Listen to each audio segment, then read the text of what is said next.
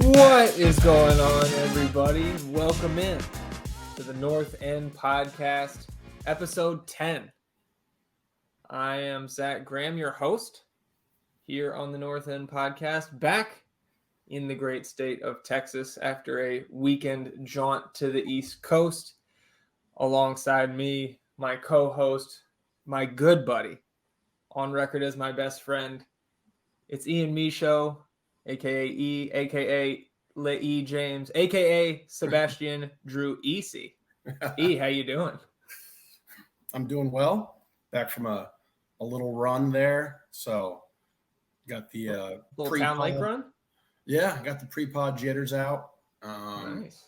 We already mentioned beforehand off in the green room that we weren't looking forward to this one, but we got to get through it. So I'm here. Yeah. I mean, it was not a super fun game to watch. I actually think I had more fun rewatching it because, like a lot of our losses, we've said many times on the podcast, it was not as bad as it felt.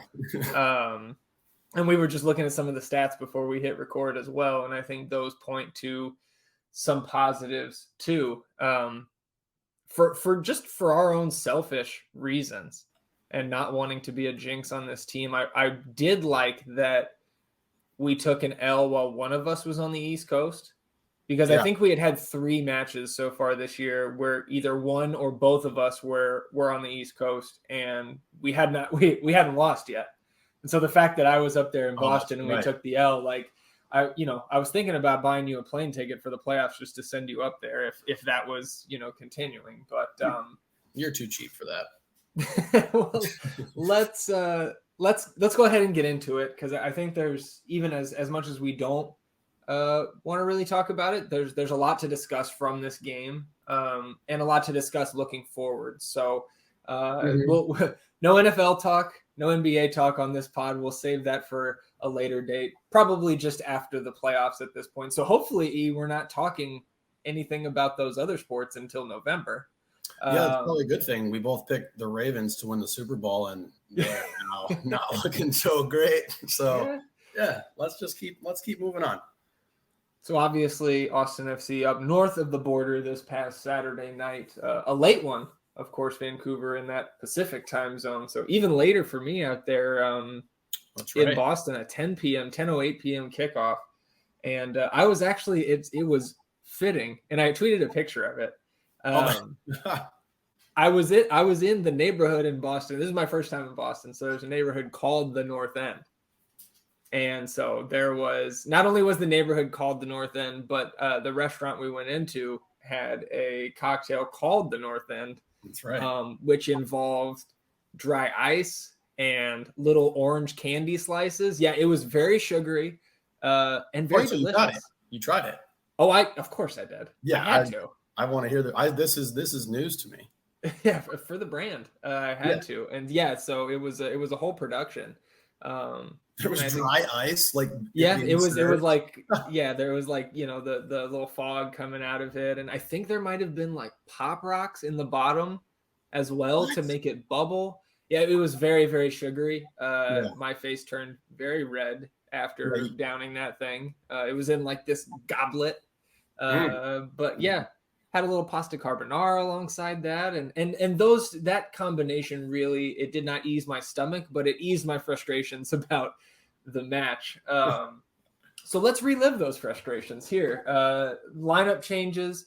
I believe the only 2, Ian, correct me if I'm wrong, were Jimenez in for Lima on the right, correct, and then Romagna in for Gabrielson. Romagna had started for Cascante last time, so I guess it's really Cascante for Gabrielson, but clearly, obviously Romagna is kind of the new guy to that center back pairing, compared to what we've done the rest of the season. And it went bad pretty quickly. Very fast. I thought rewatching the match, I thought Romagna was the worst player we had on the pitch. I agree.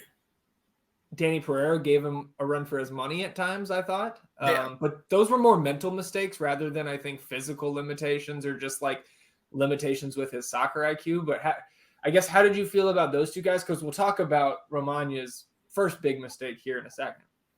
I mean, I honestly started playing a little drinking game that whenever they mentioned the turf, I drank. Yeah. So, I mean, you were feeling good. Yeah. There was a few balls by Danny that I have to blame on the turf because otherwise it's complete. I don't have any reason. I couldn't fathom what he was actually trying to do in a couple situations where he just turned the ball over, kicked it out of bounds one time. He was bad. But Romagna, his conditioning is still so bad. Yeah. And he can't make it through 90. He can barely do 60. And that's partially because he plays, there is no 9 for him. He's 10. He's always turned up. He's always playing full speed, full tilt. And I like that about him. But it's absolutely unsustainable. And that leads to mental breakdowns for him when his body's not responding and he's just not moving properly. And if that's the case, then you have to be one step ahead as opposed to one step behind and, not overcompensating for your lack of athleticism there. Romagna was bad. This first goal by them, a hell of a ball up the sideline, just a tremendous ball. And then getting to see Scottish Messi there. Yeah. That was fun. They got Scottish Messi and they got Jersey Shore Benzema. Cavallini. I can't wait to talk about him. Yeah, well, fuck that guy, man. Fuck that dude. I guess we should mention Ruben Gabrielson was out with a hamstring issue. Yes. And it didn't sound. Wolf did not sound in the post game like he was too concerned about it. So I was kind of putting it in the category of like the Driussi muscle tightness, the Urruti muscle tightness over the last 2 months, where those guys have just rested a match. They put them on the injury report, and then they're back. They're fine. Which is good. Yeah, I mean it's great. If we don't have Ruben, no, we see what happens. He's our second most important player. Yes. Yeah, top 4. Yeah, I mean, he's in the mix, right? Obviously, Driussi 1, and then I think Fagundes and Stuver 2, and then like 2B at worst is Ruben. But I think Ruben is right there with Stuver and Fagundes. Like he's just he is the rock of the back line, a back line that outside of him is really shaky. Yes, and I heard they did mention before the match that if it was a playoff game, he would have played. So that's what it is. And especially once the 2 seed was locked up, all good. Yeah, it makes sense, right? But we wanted to win this game. We tried to win this game for absolutely. Sure. But I definitely didn't hate the Ruben. I'd get some much needed rest. Leading us in minutes, I think, coming into that match. Well-deserved rest for Ruben. I hope we'll talk about the upcoming Colorado match, obviously later in the pod, but I'm hoping to see him back in the 11. You mentioned that nice lofted through ball there by Pedro Vite, and it was really weird, and it wasn't the only time that we got caught out like this because of Romagna.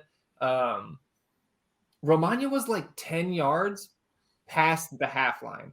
He was like their half pressing Vite, and then like doesn't fully commit to the press, backs off, so he gives Vite the space to make that lofted ball. Really left Cascante and Jimenez out to dry on that one. For sure. And I don't know. Like, I will also give credit because Gauld timed his run perfectly and Vite with a great pass. So I think it's fair to give Romagna some blame there. I don't fault Jimenez for not being able to keep up with Ryan Gauld. He's a for sure above average player at worst in this league. I thought we saw that was obviously we haven't watched a ton of the Whitecaps this year outside of the 2 matches that we've played them, but I would be surprised if a lot of Whitecaps fans didn't say that was one of Ryan Gauld's best games of the season. He was amazing. He looked great, and that was a great finish there for the first goal. Yeah, great finish around Stuver, just one-on-one with the keeper. And the thing that really struck me is when that shot was taken, and even like a second and a half after the ball hits the back of the net, neither of our center backs re-enter the picture.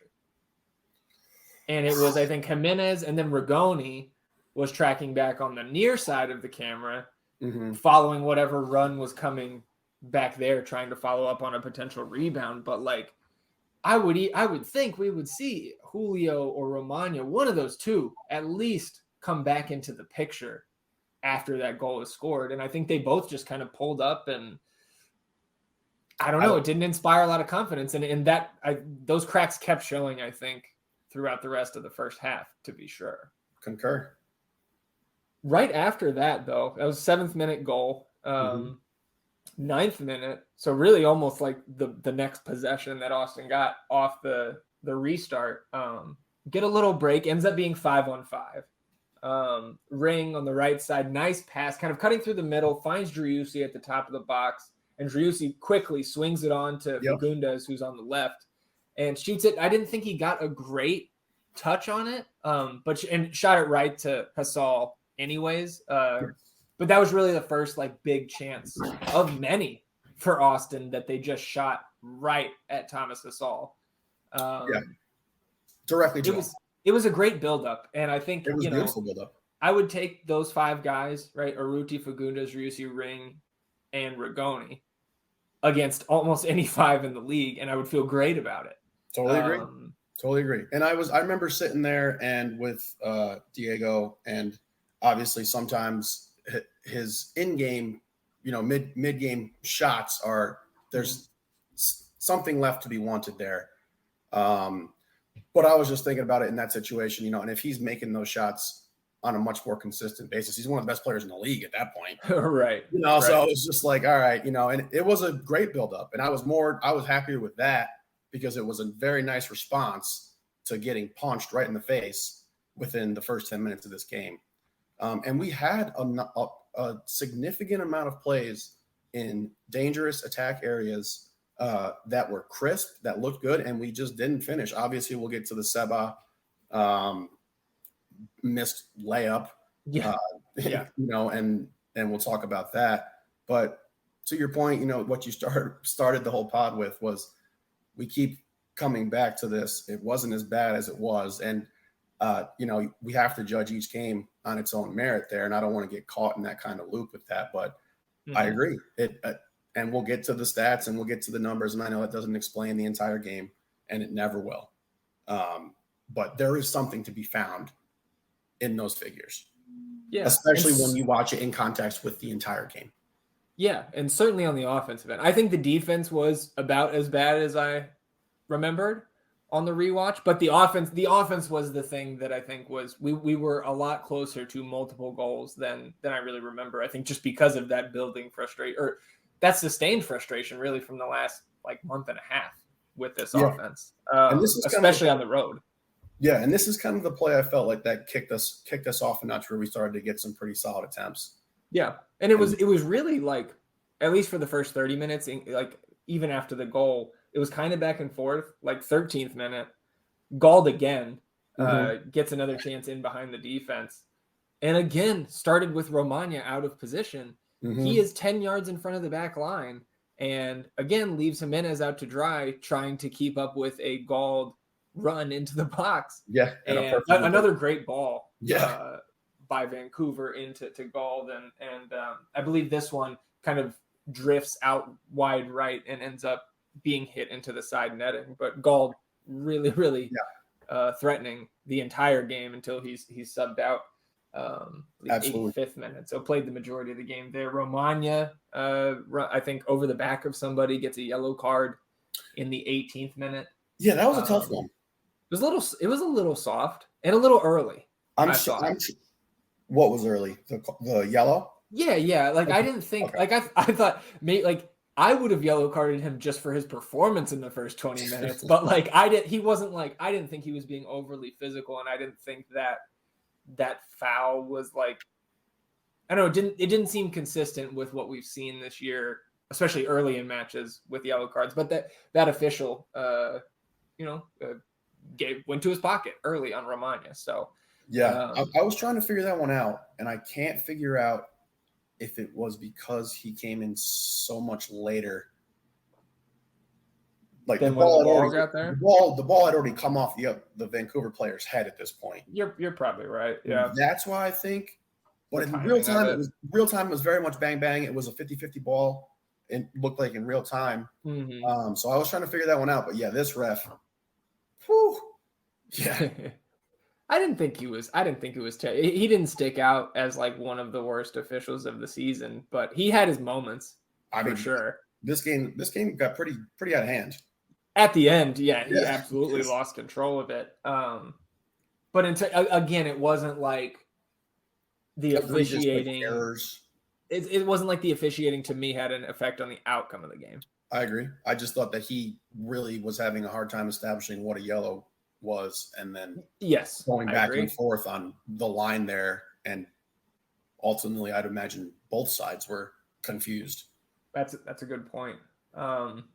Okay, so after that 18th minute yellow card for Johan, 21st minute, Fagundes again has been the king of distribution, especially for like threatening chances this season.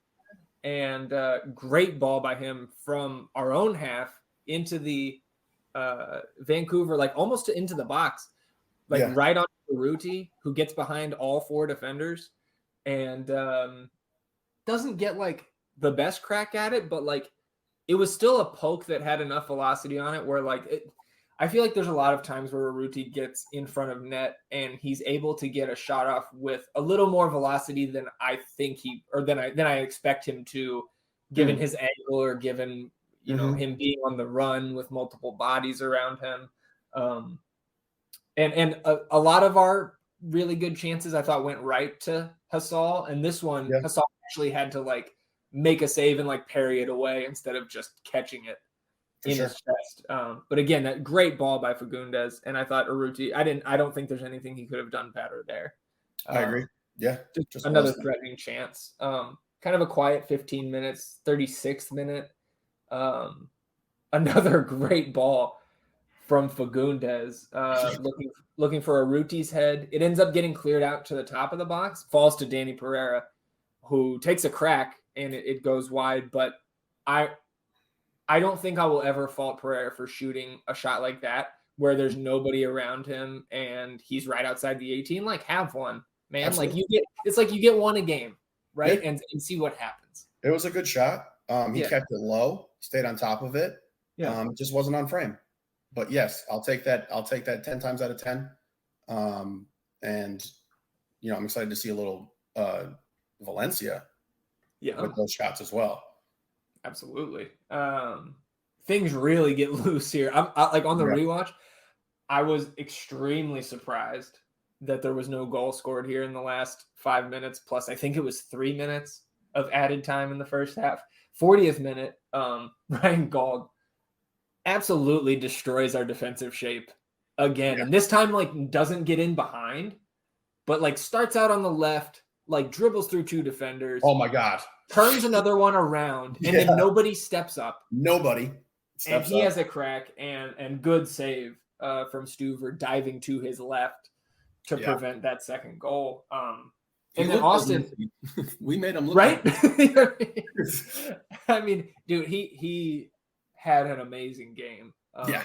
He was fun and was the main reason I think why Vancouver won and deserved to win this match. But going right back to the other end, Rigoni gets it down the right side. Fantastic service into Urruti, who tries to get his head on it. And we know from the previous header that he scored, I forget which home game, the SKC maybe. It's like feels like early August or something like that, where he had that header and he runs over to the coaches. I know you remember that. This time, no dice. Kind of skims off the man bun and then goes out. But and on the rewatch, I think at halftime I texted the group chat that I wasn't impressed with Rigoni. And on the rewatch, I would like to rescind that. Okay, thank you. I was impressed with him. Yeah. Again, you see the raw talent. Exactly. And there's no hesitation with him. That ball is getting crossed with either foot. It's coming in. Accurate. Yeah. I totally agree. I do remember seeing that. And I didn't want to get too spicy with you. So I think yeah, hey, I definitely put me in my place, man. I thought he looked more than good for our attacking. So then 2 minutes later, loose pass from Romagna. And this was, I think, maybe where you were pointing to like the turf affecting Danny's judgment on when to go get a ball or like how much to put on a pass. Romagna passed it to Danny, but I think Danny thought like the ball maybe kind of skipped on the turf. Danny backs off. And like, I think maybe he thought it was going to Julio on the other side or Jimenez, who else was over there. But like Danny just backs off. And Vancouver starts the break. Like I think it was Vite gets onto the ball and starts the break. I think hits it over to Gold, who finds Brian White in the middle. And gosh. Brian White pokes it and it goes right to Stuver. Luckily, because it was. I mean, he was at the penalty spot and really should have slotted that home. That 100% should have been a goal. And I don't know what, but Healy just kept talking about how Romagna impacted that play. And I was like, what are you like? What defensively? He was like, oh, Romagna made him like miss that shot. And I was like, nah, dude, he really just fucked that up. Yeah. You know, that was a horrible strike. Blame it on the turf. Drink. Yeah. Well, I mean, you know, little home cooking from Adrian Healy, I guess. You know, you give more credit to the home team when you're a local announcer. And for sure. I was watching the ESPN stream because I obviously outside of the greater Austin area. So we had the Vancouver announcers, which was not as fun to listen to because they were having a great time. Yeah. 45th minute, right before stoppage time began, Driussi on the left side, outside the box. Nice turn. And like what I thought was kind of a frustration shot. A lot of pace to it, but again, right to Hasal. And I think I had no issue with that shot because we've seen him make it almost exactly from that angle. Like I kind of calling back to that Houston goal he scored in Houston way back in the spring. Yep. But I thought we maybe could have gotten something better there. I don't know. It was, again, continuing to test Hasal, at least his hands, right? And he proved to not be a John Polskamp type of keeper and let one go through his legs. 47th minute, another great Rigoni. And I think this was overshadowed by Rigoni kind of letting one get away from him out the end line near the end of the half. But in the 47th minute, he took one from the right side and like cut it into the middle. Beautiful ball to Fagundes, who timed his run perfectly in behind that Vancouver back line.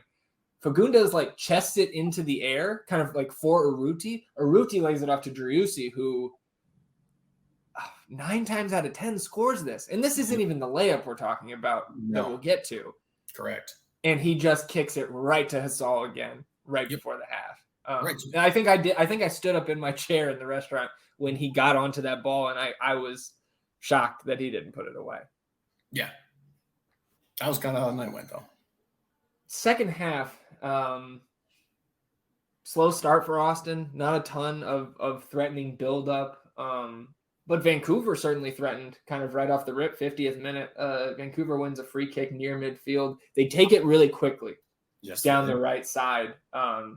Hit Ryan Gauld in stride, and he whips a nice ball into an open Brian White, who gets his head on it and heads it down. Like almost picture perfect header, and Stuver with the key save. I thought Stuver had a great game. Stuver was great. Ring yellow card in the 57th. He did not like that ref. No, he was hot. He was all night. And he just wanted to keep going at him.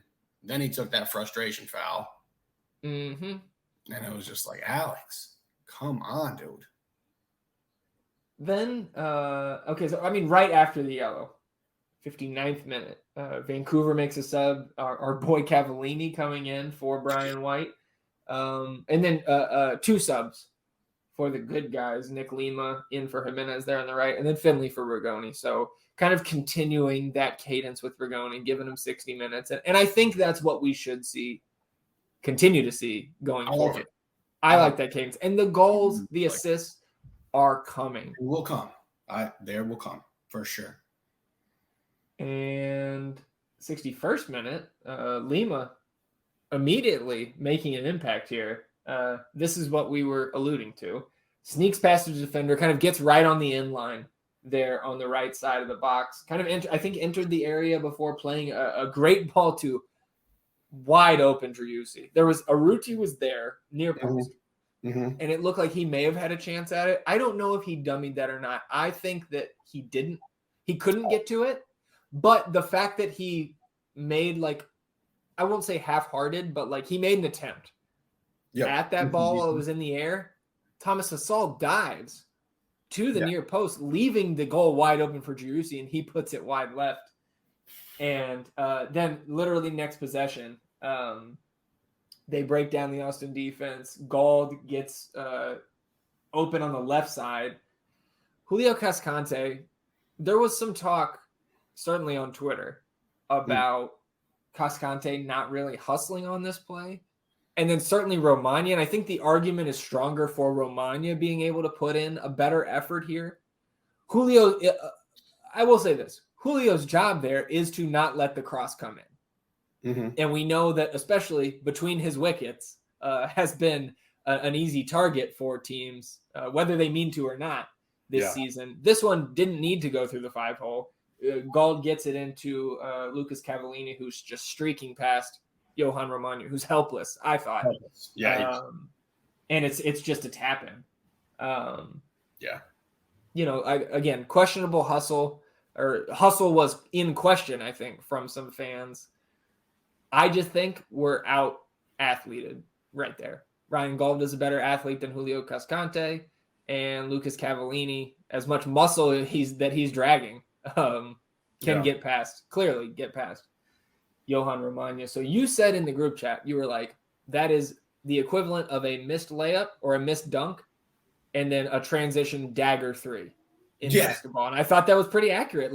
Missing a wide open net from who we think should be the MVP. Yep. And they come right back down. And I don't even know if it's a wide open 3. It's like they threw an alley-oop because that was just a tap in. Yeah, no, that was literally an alley-oop in soccer.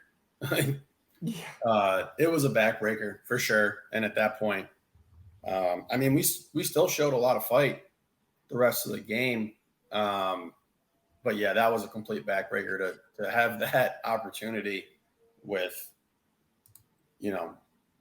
potentially the MVP of the league, wide open, to not capitalize there, to not get on the board. It was just painful enough. And then to watch them come down the sideline, score, and then to learn how much that Cavallini dude is a douche. Yeah. after he scores on us, it was all bad. That's the guy. And maybe you heard on the broadcast as well, but remember when I was talking about the guy who stepped on somebody? Mm-hmm. Did you by any chance, have you seen that highlight or low light, whatever you want to call it? I would encourage you, because if you want to hate him more. Yeah.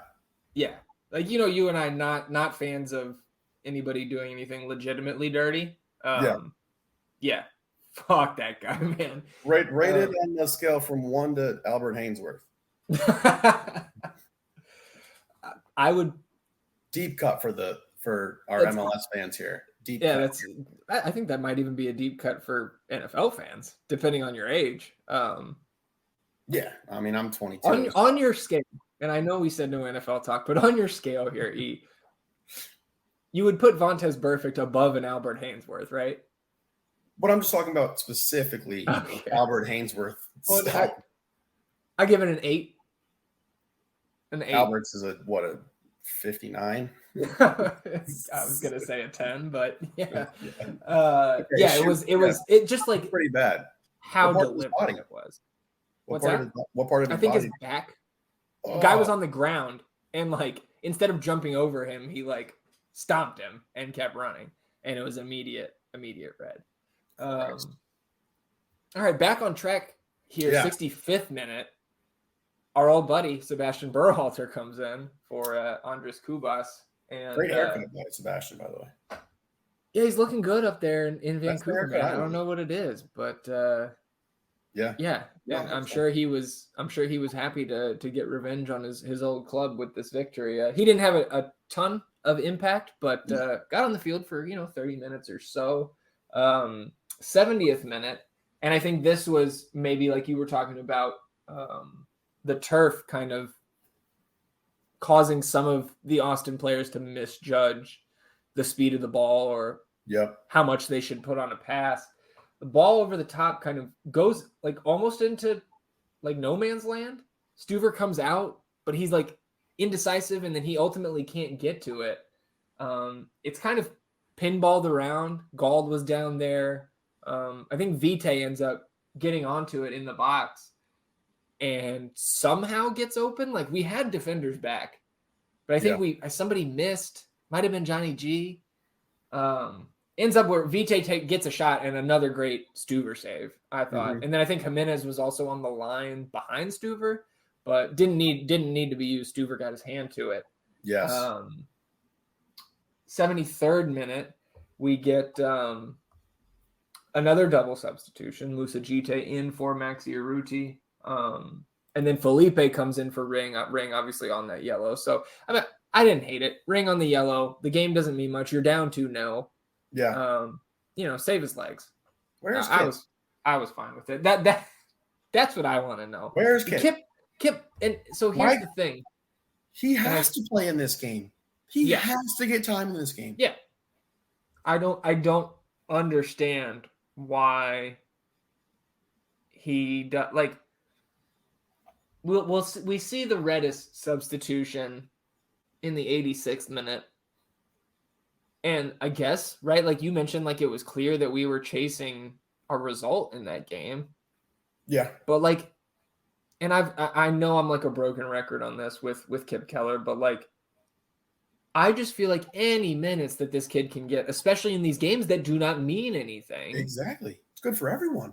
Yes. It's good for everyone. And Ruben not in the squad. So, and Kip, the thing that angered me, and I feel like I shout out Kevin Morris every pod. So here's the weekly Kevin Morris shout out. I think he pointed it out on Twitter. The Kip Keller wasn't even warming up in the second half. So like, unless the kid has an injury, what are we doing? I have no idea what we're doing with him. Maybe is it like we're keeping Romagna out there so he can work on his fitness? I don't know. Buy a treadmill. Yeah. Let him. Yeah, I don't get it.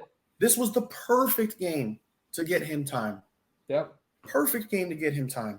And we've already established that Romagna is not some sort of Iron Man athlete who's going to be out there giving you competent minutes for 65 minutes a game. It's just not happening.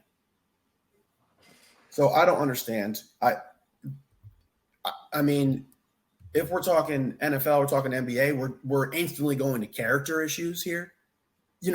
The speculation would be running. Like, I don't get it. He can't be. I don't understand. I wish he got some time here, but we can get back to it. Yeah, I mean, and I don't think, and we'll talk about Colorado. We're not going to see him. Up. Yeah, I think he's not playing. Unless we take on some catastrophic injuries, we're not going to see any more Kip Keller this year. And no minutes after the red card in Colorado. And of course, we'll talk about that. Let's finish this up. 75th minute, Felipe ball from like midfield looking for Gite. Gets deflected, falls right to Driussi, takes a shot from like 5-6 yards outside the box. Goes wide left of the target, but like if he was on target, Hassall had no chance. Hassall was not getting to that ball if he put it on the inside of that left post. Yeah. And we're not done with the Driussi chances here. 83rd minute, Lima whips in across from the right side, finds Driussi's head, puts it on target, but again, right at Thomas Hassall. Right after that, 85th minute, Ryan Raposo for Ryan Gald. So Gald, his day's done. Man of the match, unanimous, I would think. Owusu comes on for Tybert, and then Redis for Pereira there in the 86th. 91st minute. This is where the ref really lost control. It got real spicy real quick. Cavallini and Felipe. I mean, obviously we know about Felipe, and so do the Whitecaps. He's a former Vancouver Whitecap. Obviously, Felipe well traveled around the league as one of the, I think one of the kind of like landmark veterans of this league over the last 8 to 10 years. Those guys get into it. Cavallini was whining, pointing at Felipe like he's a child. Like, oh, he did it, telling on him. Both of them get yellow carded. 97th minute. Again, there was 4 minutes of stoppage time. 97th minute. Tristan Blackman, Julio Cascante get into it. They both pick up yellow cards. And then mercifully, the game finally ended there. After who was the guy who was doing the chirping sign to Seba? I think it was Blackman. I don't know, man. That was because Cascante comes in and just cleans his clock. Yeah. Well, we'll good. Yeah. Yes, absolutely. Yeah. Especially when Ruben's not out there. That's Julio's job then. Yeah. That is Julio's job for sure. We'll talk about it here in a second. A lot of different potential outcomes here heading into decision day. But now, Ian, I don't know if you checked on the possibilities here. The most likely 7th seed, after being a 3% chance coming into Saturday night, is the Vancouver Whitecaps. What? At 27%. We'll get to that in a second. So just some other notes from this game. I know you were telling me these stats before, so I maybe you have some takes here. Austin, a very nice 69% possession. Maybe not so nice if we, harken back to the 2021 season when we had a lot of games like that. Maybe not 70% almost possession, but 1.55 XG for Vancouver, 1.44 for Austin, which I think was pretty much what that sounds right to me. Yeah. 13 shots to 8 in favor of Austin, and 9 of those 13 shots were taken in the box. So again, I think Austin, like offensively at least, we played our game and it just wasn't our day. But again, on the road, where Austin will presumably, unless LAFC, Philly, etc., maybe Montreal bow out before we could potentially meet those teams, we'll have to do it on the road to take this cup. So I guess the most important thing here, though, let me not move on before you have some. I know you were looking at the passing statistics too, which doesn't always tell the story, but like Austin really dominated the ball here. Yeah, and I mean, we knew their strategy coming into the game. Sit back, counter, long ball. And when it works the first time, the entire dynamic of the game changes, So they hit it right away. Again, it wasn't as bad as it looked at the end of the day. Fortunately, again, we have built ourselves a very comfortable lead. We're locked into the 2 seed. Nobody got hurt. Nobody got a red card. We can live with that. Yeah. And I guess, speaking of discipline, I believe that the only way a player can miss the first playoff game is to get sent off on decision day. 2 yellows or a straight red. Card accumulation will not matter. Okay.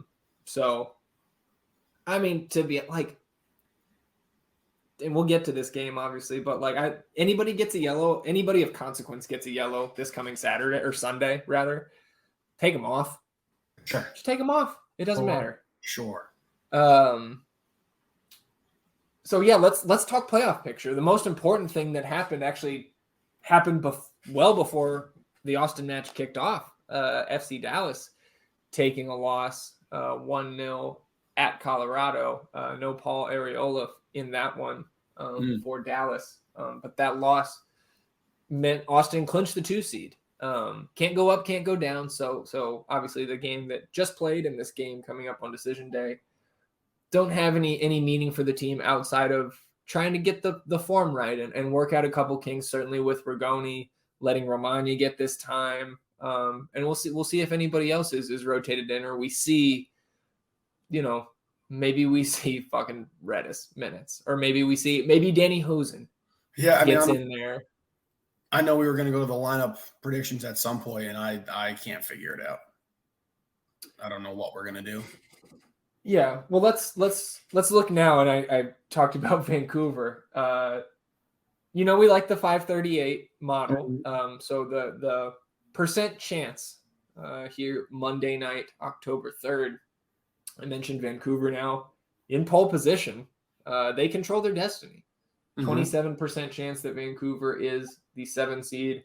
26% chance that we see Minnesota.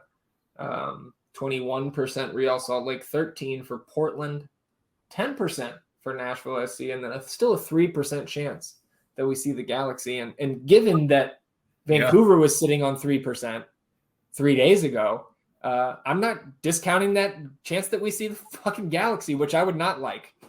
No, but we'd get to see Ricky Pooch. Yeah, absolutely. Who was surfing the other day. Apparently some pictures and walking barefoot on Venice Beach, like on the asphalt. Like, I don't know. I saw somebody like, your feet are too valuable, man. Like, what are you doing? North End Pod loves Ricky Pooch. That's big. Sure. Yeah. Until he comes in and ends our season.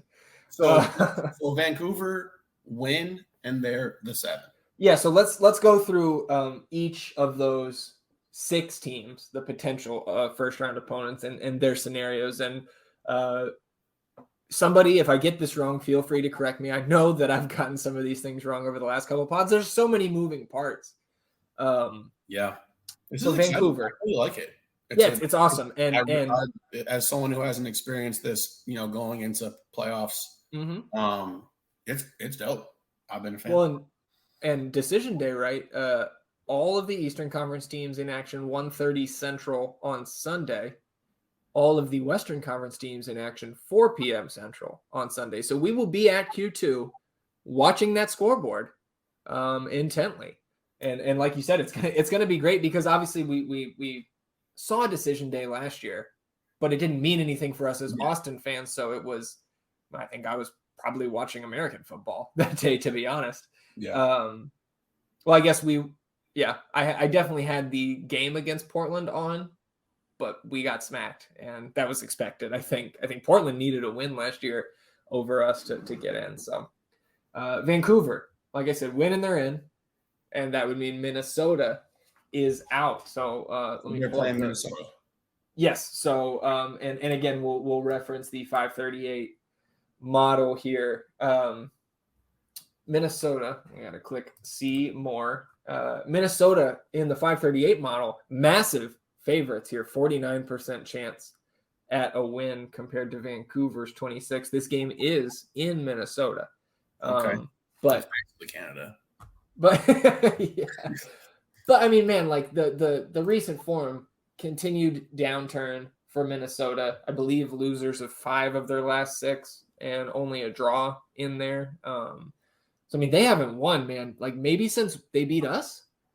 Like I could go into their schedule, but we don't. The point remains, they are not a team in good form. So with Vancouver winning their last 3, that's going to be. I mean, that is the one to watch, right? Because if Vancouver wins, we know who we play.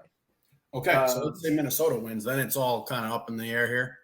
So Minnesota with a win, and again, this is to the best of my ability.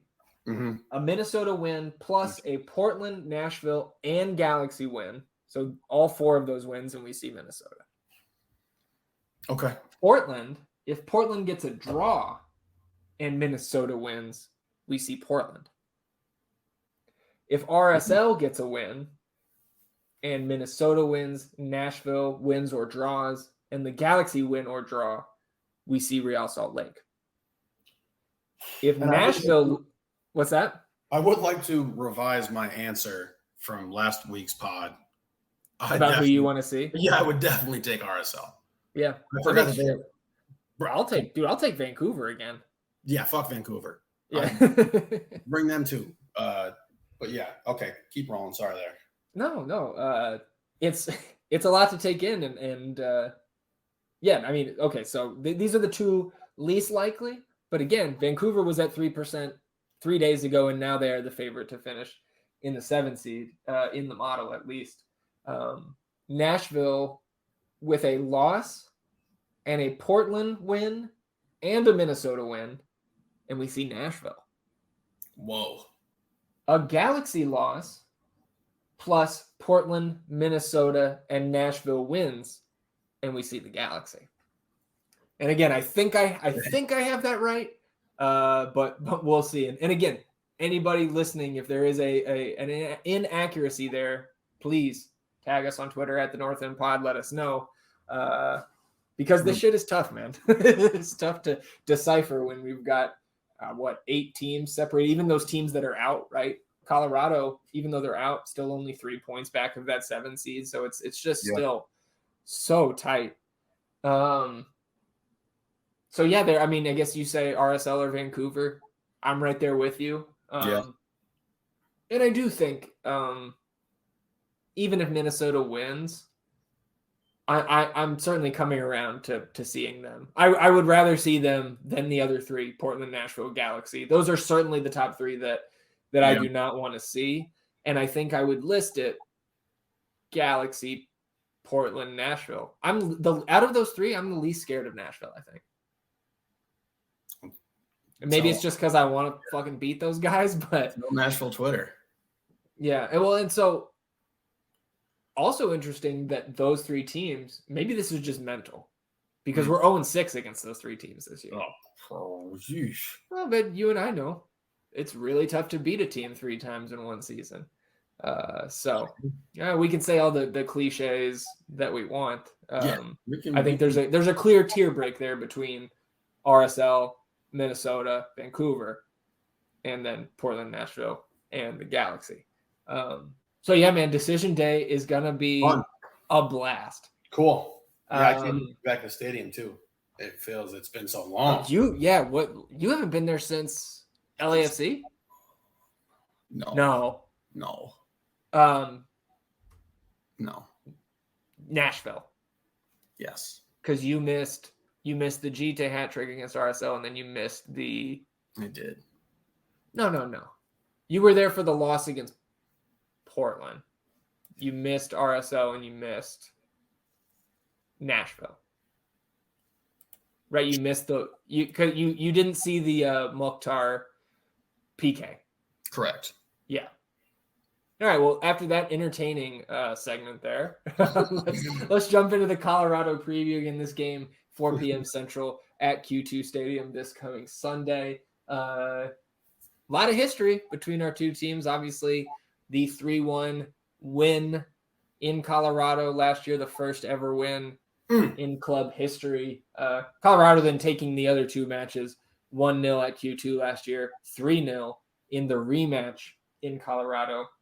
This season, we played on the 4th of July, and it was a wonderful comeback after a quick 2-goal lead for Colorado, 3-2 win for Austin with goals from Finley, Driussi, and Arruti. I believe that was the Arruti game where a goal got called back for handball. He scored again, and he ran around saying, and now, call that a handball.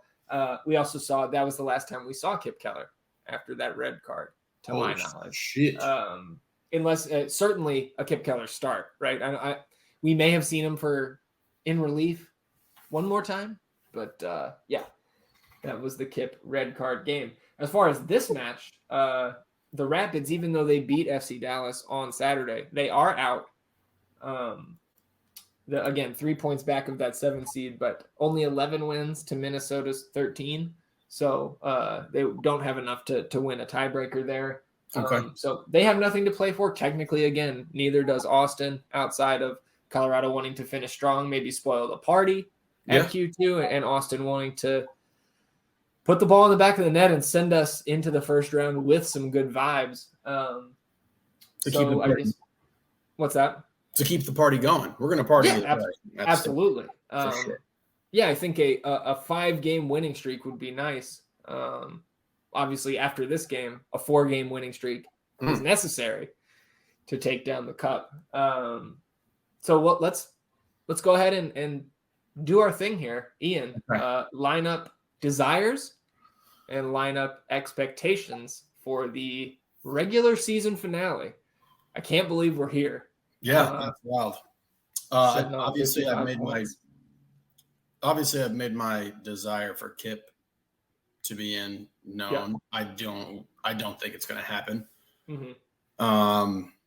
Man, I really don't know how Wolf is going to play this.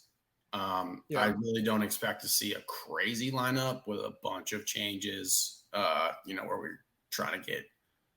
Do you think Rodney's going to start? No. Okay. I think Maxey needs a little break. I wouldn't mind seeing either GT or Danny Houston up there. Yeah. For sure. I want Rigoni to start. Mm-hmm. I still want to see that 60-30 split there. And it seems like we need to get him more time anyway. So I'm going to be okay with that. I'd like to see Valencia for Danny or Ring, right? Because Ring snagged that yellow. Mm-hmm. He needs to not be allowed in the stadium. Just like let him chill out at home. Don't get his blood pressure back down. Get him ready for the playoffs. I think that's the other thing with that game was that Hector got thrown into the fire there. Yeah, he did. It was not like we kind of eased him back in. Sure. So I would like to see him start again, honestly.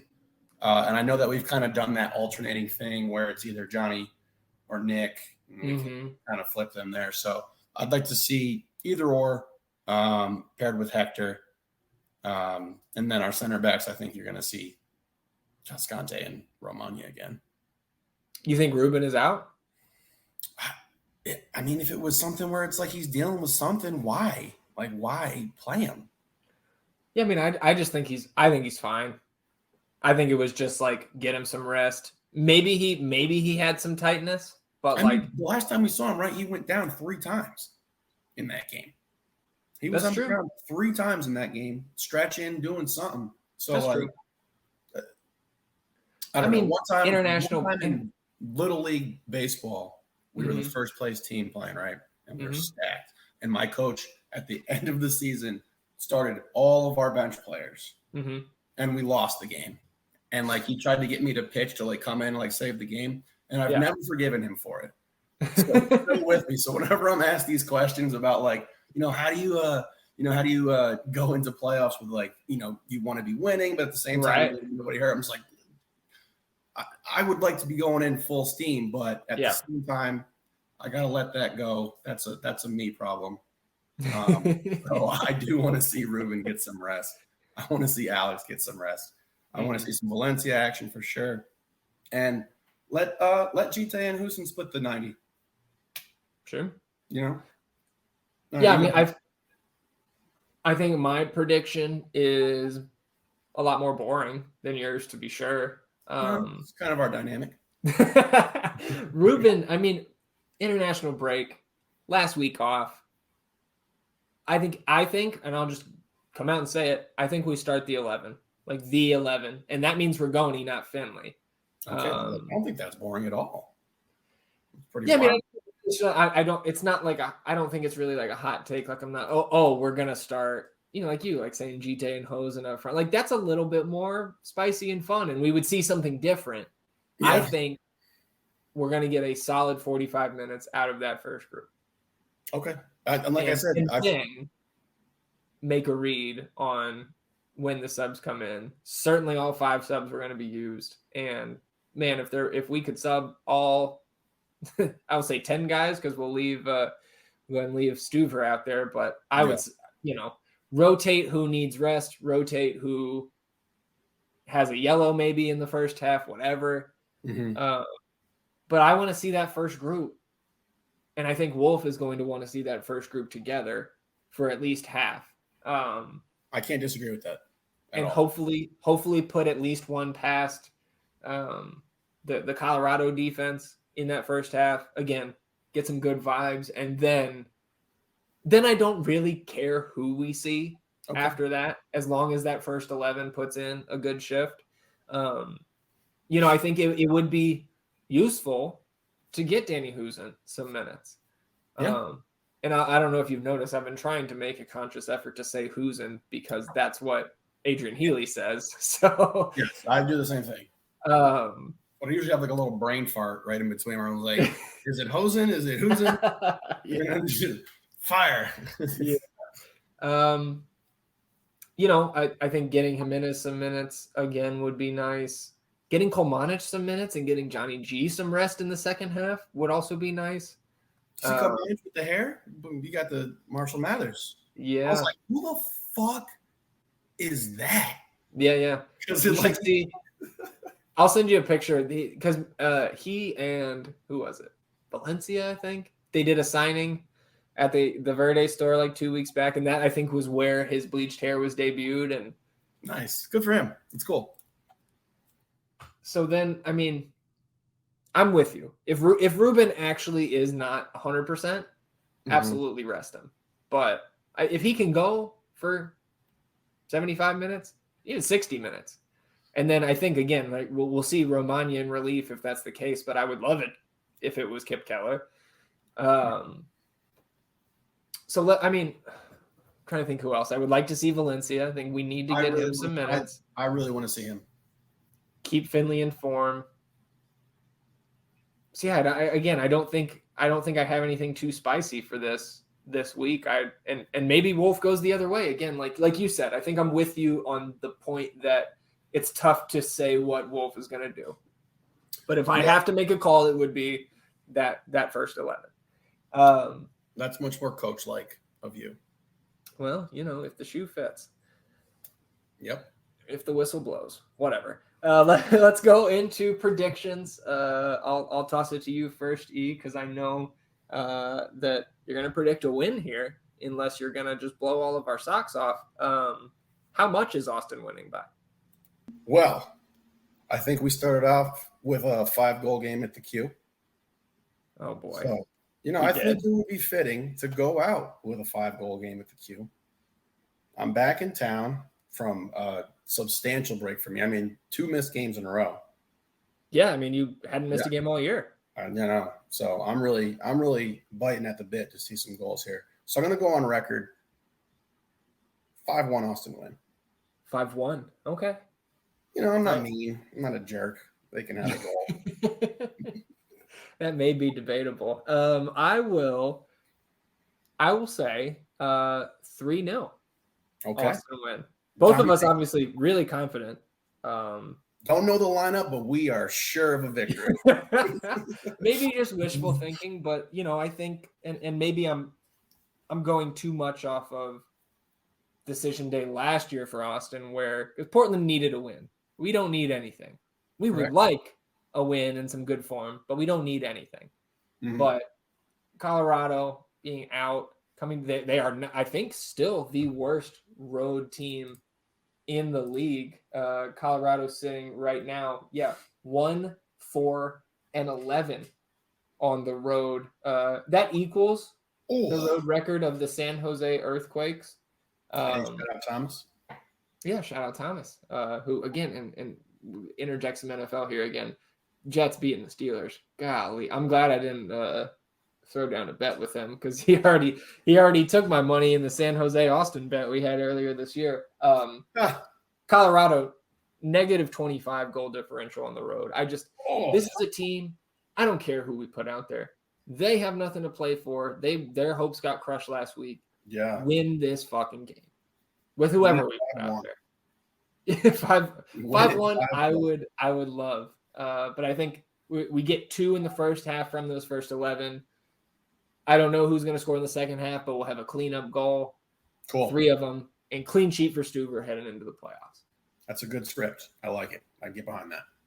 Well, after a little over an hour and a half with our good buddy Thomas last week, we'll close it out here. A few other topics, but we'll keep it right around an hour. first of all, this came out a few weeks ago, E, but I wanted to get your opinion on it. The top-selling MLS player jerseys from this season. I guess first, I will ask you for a guess. Who do you think is the top-selling jersey in the MLS this season? Probably that dude from the New York team who kicked the ball into the players. I don't think Drew Yearwood made the list. Oh, okay, Yearwood. It's not Cavallini? No, it is not. It is not Hulk Felipe. Yeah, it's gotta be someone LAFC. It is. It's gotta be an LAFC guy. LAFC has 2 of the top 3. I mean, of course. Is the other one Austin or is it Galaxy? Or Galaxy number 4. So 2 of the top 3 are FC. Mm-hmm. Galaxy at 4. 4 is Chicharito. Correct. Vea.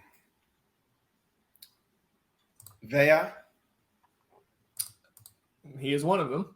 He's got to be 3. Carlos Vela, number 3.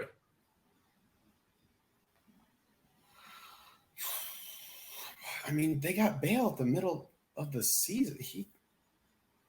Does he even qualify for fucking jersey sales at that point? So it's not Bale. He does qualify. Oh, shit. Is it Bale? It is Gareth Bale, number 1. Wow. Yeah. Wow. Yeah. So Bale, is it Seba here? No. It is not. And I'll say this first.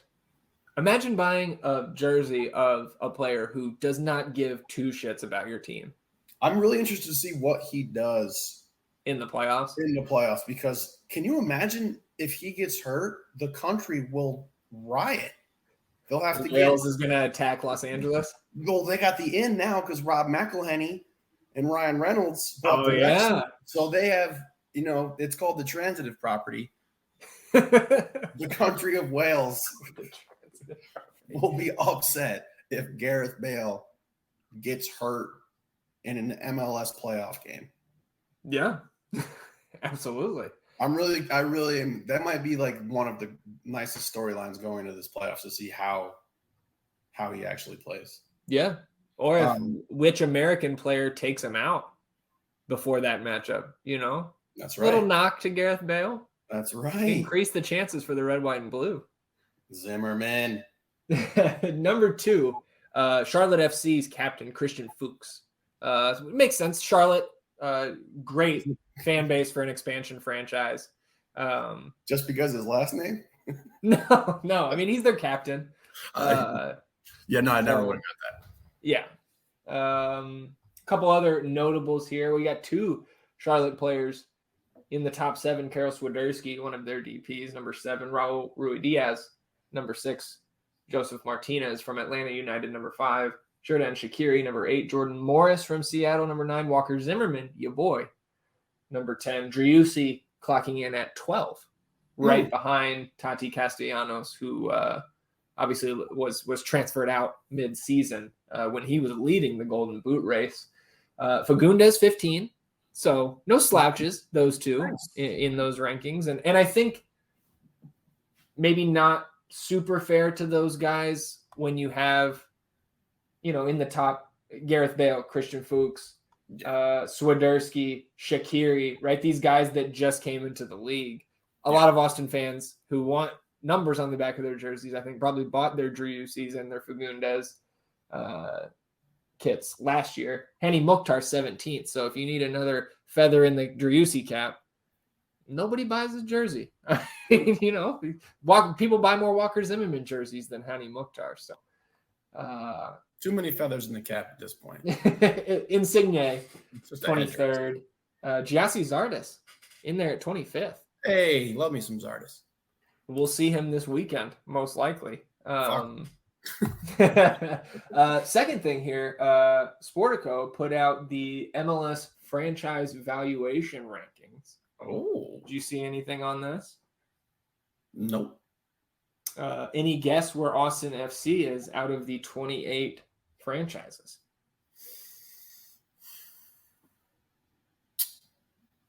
I'm going to say 8. Not bad. Number 9. I was fuck. Yeah. Hey, right there. Yeah. Right I'm there. trying to think, very quickly, our population, our size, how it, how it relates, math stuff mainly. Hey, and if anybody's good at math, it is Ian.